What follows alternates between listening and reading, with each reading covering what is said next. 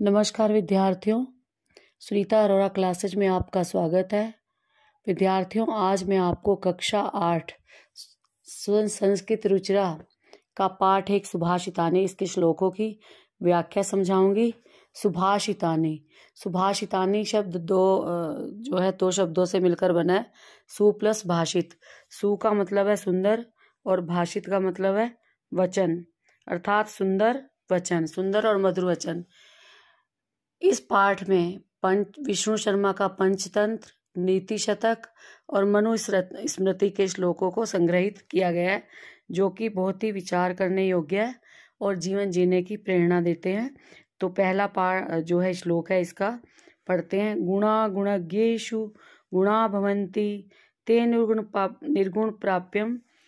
गुणा गुणज्ञेषु गुणा भवन्ति ते निर्गुण प्राप्यम भवन्ति दोषा सुस्वादुतोया प्रभवन्ति नद्या समुद्रम साध्य भवन्त्यपेया। तो पहले विद्यार्थियों हम इसकी अन्वय कर लेते हैं। गुणा गुणज्ञेषु गुणा भवन्ति ते निर्गुणम प्राप्य दोषा भवन्ति सुस्वादुतोया नद्या प्रभवन्ति समुद्रम अपेया भवन्ति। अर्थात जो गुणवान व्यक्तियों में जो गुण होते हैं, जब वो गुणहीन व्यक्तियों के संपर्क में आते हैं तो उनके गुण भी जो है दोष बन जाते हैं। जिस प्रकार नदियों का मीठा पानी समुद्र में मिलकर पीने योग्य नहीं रहता। अर्थात जो गुणवान व्यक्ति होते हैं, जो वो गुणहीन व्यक्तियों के साथ रहते हैं तो उनके जो है गुण भी दोष बन जाते हैं। इसलिए संगत हमेशा अच्छी करनी चाहिए। दूसरा श्लोक है। साहित्य संगीत कला विहीना साक्षात पशु पुच्छ विषाणहीना तृणम न खादन्नपि जीव माना तद्भाग देयम परम पशु नाम। इसका अन्वय हो गया। साहित्य संगीत कला विहीना साक्षात पुच्छ विषाणहीना पशु तृणम न खादन्नपि जीव माना तद पशुना नाम परम भाग देयम अस्ति। तो इसका है अर्थ कि साहित्य और संगीत तथा कला से जो शून्य है, जो कला से रहित है, वास्तव में वो बिना पूंछ और सींग वाला पशु है। बिना पूंछ व सींग से रहित पशु है, मानव होकर भी। और जो घास ना खाता हुआ भी पशुओं के समान जीवित है, यह उन पशुओं का परम सौभाग्य है। अर्थात जिसके पास ना कला है आती है, जिसे ना साहित्य और संगीत में रुचि है और ना ही किसी प्रकार का ज्ञान हुआ है, वो बस इस धरती पर पशुओं के समान जी रहा है। बिना पूंछ और बिना सींग वाला पशु है और ये उन पशुओं का परम सौभाग्य है। तीसरा है। लुब्धस्य नश्यन्ति यस्य पिष्णस्य मैत्री नष्ट क्रियस्य कुल मर्त परस्य धर्मा विद्या फलम व्यसना कृपणस्य सौख्यम राज्यम प्रमथ सचिवस्य नराधिपस्य। तो इसका अन्वय होगा। लुब्धस्य यशा पिष्णस्य मैत्री नष्ट क्रियस्य कुलम अर्थप्रस्य धर्मा व्यसनिनो विद्याफलम कृपणस्य सौख्यम प्रमत्त सचिवस्य नराधिपस्य राज्यम नश्यति। अर्थात लालची व्यक्ति का जो यश है वो नष्ट हो जाता है। लालची व्यक्ति का यश नष्ट हो जाता है और चुगलखोर की मित्रता और नष्ट हो जाती है। और जिसके कर्म नष्ट हो जाते हैं उसका कुल और धन को अधिक महत्व देने वाले व्यक्ति का धर्म और बुरी लत वाले व्यक्ति का विद्या जिसके अंदर बुरे व्यसन है, बुरी आदतें हैं, उसकी विद्या का फल नष्ट हो जाता है।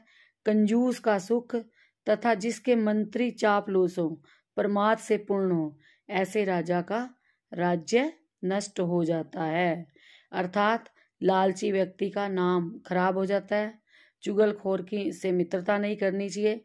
चुगलखोर की मित्रता नष्ट हो जाती है। और जो कर्म नहीं करता है, कर्म्य है, उसका जो है कुल नष्ट हो जाता है। और चापलूस जिसका मंत्री हो, उस राजा का राज्य नष्ट हो जाता है। और कंजूस किसी प्रकार का सुख नहीं भोग पाता, क्योंकि वो बहुत कंजूस होता है, तो उसका सुख नष्ट हो जाता है। और अगला है। पित्वम रसम तु कटुकम मधुरम समानम माधुर्यमेव जन येन्म मधुमक्षिकासौ संतस्थैव सम सज्जन दुर्जना नाम श्रुत्वा वच मधुरम सुक्तम रसम सृजन्ति। इसका अन्वय होगा असौ मधुमक्षिका कटुकम मधुरम रसम समानम पीत्वा माधुर्यमेव जनयेत तथैव संत सम सज्जन दुर्जना नाम वचा श्रुत्वा मधुर रस सुक्तम। अर्थात जो मधुमक्खी है, चाहे वो कड़वा रस पिए फूलों का या मीठा रस पिए, वो शहद ही बनाती है। जिस प्रकार मधुमक्खी कड़वे अथा मीठे रस को समान रूप से पीकर मधुर रस ही उत्पन्न करती है, अर्थात शहद ही उत्पन्न करती है, उसी प्रकार जो संत लोग होते हैं, जो सज्जन लोग होते हैं, जब वो ना उनको दुष्ट लोगों के वचन को और अच्छे वचनों को एक समान रूप से सुनकर सुंदर सुक्ति रस का ही निर्माण करते हैं, सुंदर सुक्ति रूप रस का ही निर्माण करते हैं। जो साधु लोग होते हैं, जो सज्जन लोग होते हैं, उनका कोई चाहे मान करे, चाहे अपमान करे, चाहे अच्छे वचन बोलें, चाहे बुरे वचन बोलें, चाहे दुष्ट हों, चाहे सज्जन हों, वो सबको एक समान शिक्षा देते हैं और मधुर वचनों का ही, सुंदर उक्तियों का ही प्रयोग करते हैं और निर्माण करते हैं। अगला श्लोक है विहाय पौरुषम यो ही दैवमेव अलंबते प्रसाद सिंहवत तस्य मूर्धि तिष्ठन्ति वायसा। इसका अन्वय होगा यह पौरुष विहाय ही दैवम एव अलंब्यते तस्य मूर्धिन प्रसाद सिंहवत वायसा तिष्ठन्ति। अर्थात जो व्यक्ति परिश्रम का त्याग करके कर लेता है और भाग्य का सहारा लेता है, उसके सिर पर महल पर स्थित सिंह के समान कौवा ही बैठा करते हैं, कौवे ही बैठा करते हैं। अर्थात जो व्यक्ति परिश्रम को छोड़ देता है, सोचता है भाग्य ही सब कुछ है, तो उसके सिर पर महल पर स्थित सिंह के समान कौवे ही बैठा करते हैं। जैसे महल के अंदर एक सिंह बैठा बना होता है, उसके ऊपर कौवे ही बैठा करते हैं।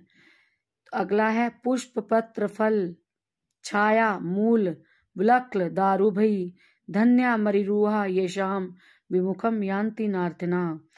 इसका अन्वय होगा मरीरूहा पुष्प पत्र फल छाया मूल विलक्ल दारुभी धन्या येषाम अर्थिना विमुखा न यान्ति। वृक्ष फूल पत्ते फल छाया जड़ छाल तथा लकड़ियों के द्वारा धन्य है जिनके याचक कभी खाली हाथ नहीं जाते। क्योंकि वृक्ष भी परोपकार करते हैं, है ना, फल देते हैं, पत्ते दवाइयाँ बनती हैं, फूल है जो पूजा में हर जगह काम आते हैं, शहीदों पर चढ़ाए जाते हैं, और छाया पेड़ छाया भी देते हैं। और इनकी पेड़ का हर पार्ट, हर भाग, चाहे वो पत्ते हो, चाहे वो फल हो, छाया हो, जड़ हो, छाल हो, ये सब सारे पार्ट धन्य हैं, क्योंकि जिनके पास आकर याचक कभी खाली नहीं जाते, खाली हाथ नहीं जाते। तो आप अगला है चिंतनिया ही विपदाम आदा देव प्रतिक्रिया न कूप खुन्नम युक्तम प्रदीप्ते वहिना ग्रहे। अर्थात कष्ट आने से पहले ही उसका समाधान कर लेना चाहिए। बाद में प्यास से मर जाने के बाद कुआं खोदने से क्या फायदा। अर्थात बाद में कुआं खोदने से क्या फायदा जब समय निकल गया। तो कहते हैं ना, अब समय निकल जा क्या वर्षा जब कृषि सुखाने। तो इसलिए समस्या के आने से पहले ही उसका समाधान ढूंढ लेना चाहिए। वक्त निकलने जाने के बाद कुआं खोदने से क्या फायदा। धन्यवाद।